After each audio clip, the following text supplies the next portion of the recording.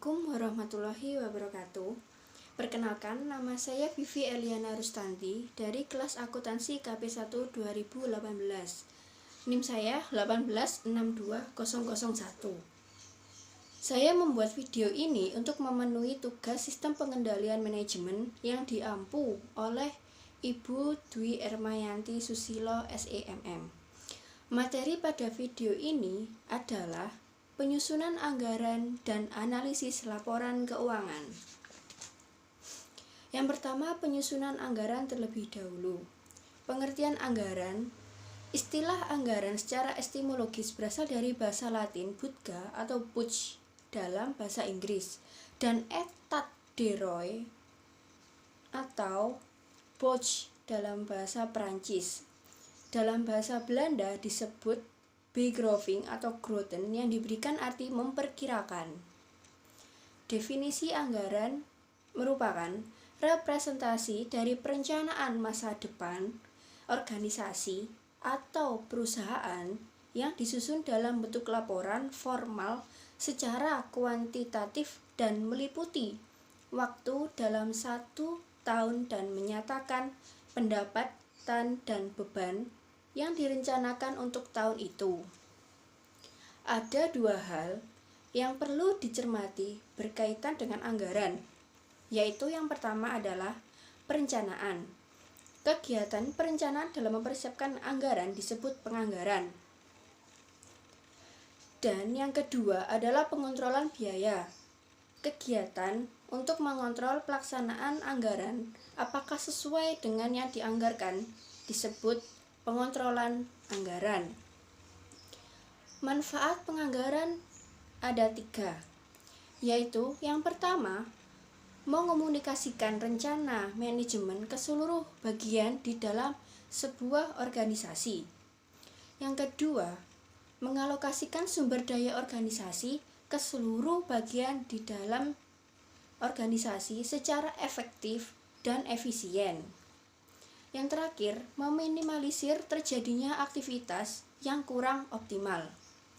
Unsur anggaran ada 4, yaitu yang pertama, sumber daya fleksibel yang menciptakan sumber daya variabel biaya. Fleksibel bisa dikatakan yaitu dapat diakuisisi atau dijual dalam jangka pendek, seperti kayu, lem, dan pernis digunakan di pabrik furniture. Yang kedua, sumber daya kapasitas jangka menengah yang menciptakan biaya tetap. Contohnya, meramalkan kebutuhan sewa ruang penyimpanan yang mungkin dikontrak secara triwulanan, semesteran, ataupun tahunan. Dan yang ketiga adalah sumber daya dalam jangka menengah dan jangka panjang untuk meningkatkan potensi strategi organisasi. Kapasitas sumber daya jangka panjang yang menciptakan biaya tetap. Contohnya, fasilitas fabrikasi suatu produsen chip komputer yang mungkin memakan waktu beberapa tahun untuk merencanakan dan membangun dan dapat digunakan selama beberapa tahun, contohnya 10 tahun. Dan selanjutnya, karakteristik anggaran. Karakteristik anggaran ada 4. Yang pertama, mengestimasikan potensi laba dari unit bisnis tersebut. Yang kedua, dinyatakan dalam ukuran moneter dan didukung oleh ukuran-ukuran non-moneter seperti unit yang telah terjual. Yang ketiga, biasanya mencakup periode 1 tahun. Penyusunan anggaran berhubungan dengan peran Departemen Anggaran dan Komite Anggaran. Departemen Anggaran adalah departemen yang bertugas mengadministrasikan aliran informasi sistem pengendalian melalui anggaran. Fungsi dari Departemen Anggaran ada 4, yaitu yang pertama, menerbitkan prosedur dan formulir untuk penyusunan anggaran. Yang kedua, membantu pusat-pusat pertanggungjawaban di dalam menyusun anggaran. Yang ketiga, menangani proses pembuatan revisi anggaran selama 1 tahun tersebut. Dan yang terakhir, yaitu yang keempat adalah mengkoordinasikan dan secara fungsional mengendalikan pekerjaan Departemen Anggaran. Komite Anggaran adalah komite yang dibentuk oleh manajemen pusat untuk mengkoordinasikan proses manajemen dalam penyusunan anggaran. Terdiri dari manajemen senior seperti CEO dan CFO. Fungsi dari komite anggaran adalah mengusulkan kepada manajemen puncak mengenai pedoman umum penyusunan anggaran. Dan yang kedua, menyebarkan pedoman tersebut setelah disetujui manajemen puncak. Yang ketiga, menyelesaikan perbedaan yang timbul di antara usulan anggaran.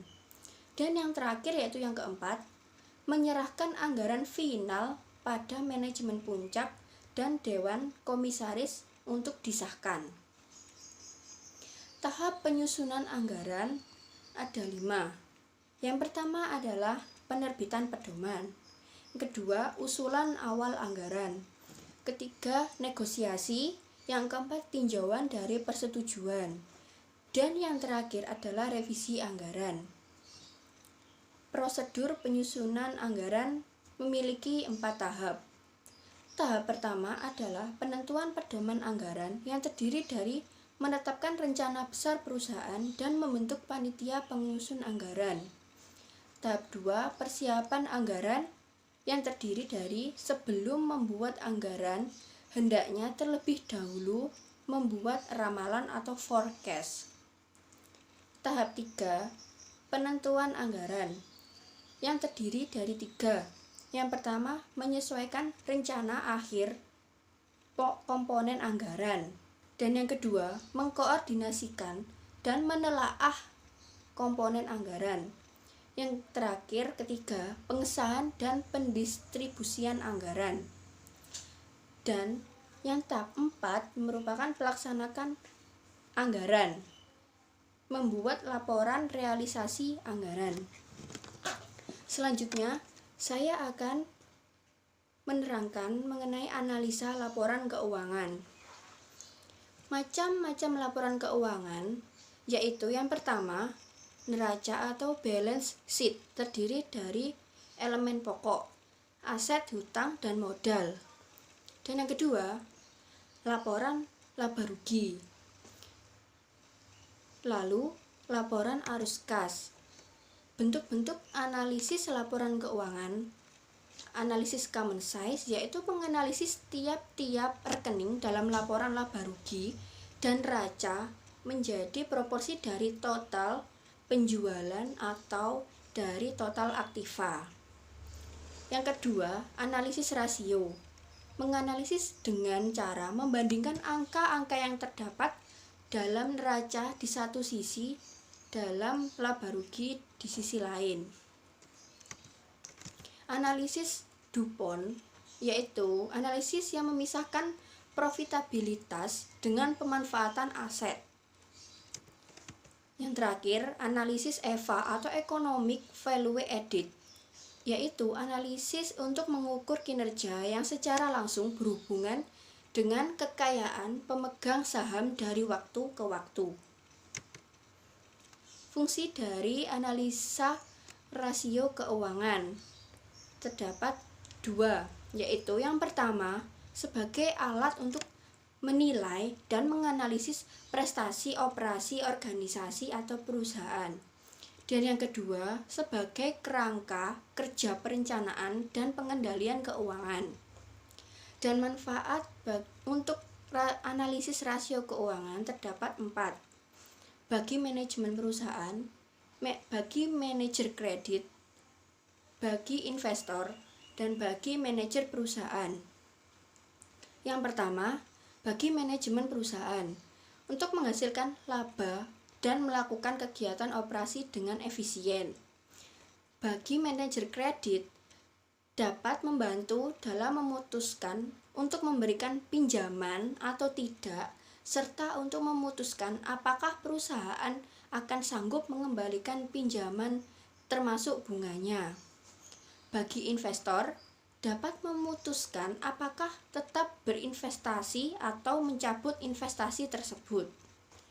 Manajer perusahaan dapat memberikan gambaran mengenai kinerja mereka dalam 1 tahun ke belakang. Jenis rasio keuangan yang pertama, likuiditas, merupakan kemampuan perusahaan untuk membayar utang-utang jangka pendeknya. Terdiri dari 3, current ratio, quick ratio, dan cash ratio. Current ratio memiliki rumus yaitu aktiva lancar dibagi utang lancar. Quick ratio rumusnya akumulasi L kurangi persediaan per utang lancar. Cash ratio rumusnya kas dibagi utang lancar. Leverage atau solvabilitas memiliki 4 macam. Yang pertama DTA, kedua DE, ketiga TIE, dan yang terakhir fixed charge coverage. DTA atau debt to total asset ratio rumusnya total utang dibagi total aktiva. DE atau debt to equity ratio memiliki rumus total utang dibagi total equity. TIE atau time interest earned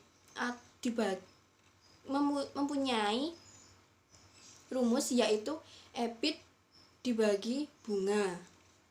Dan yang terakhir, fixed charge coverage memiliki rumus EBIT plus biaya sewa dibagi bunga plus biaya sewa. Aktivitas adalah sejauh mana efektivitas perusahaan dalam menggunakan sumber dayanya.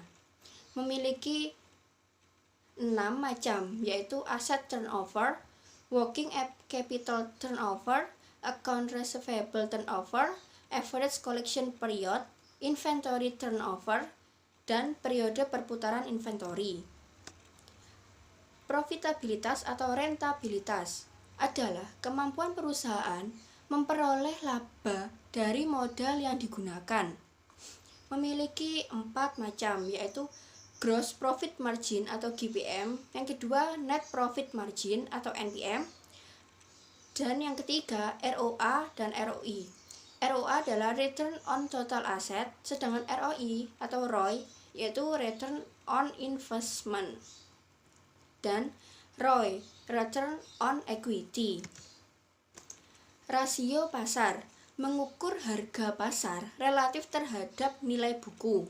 Memiliki 3 macam, yaitu PER atau price earning ratio, dan yang kedua dividend yield, dan yang ketiga dividend payout.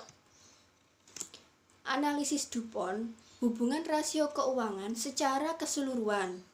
ROI atau ROA sama dengan assets turnover dikali net profit margin.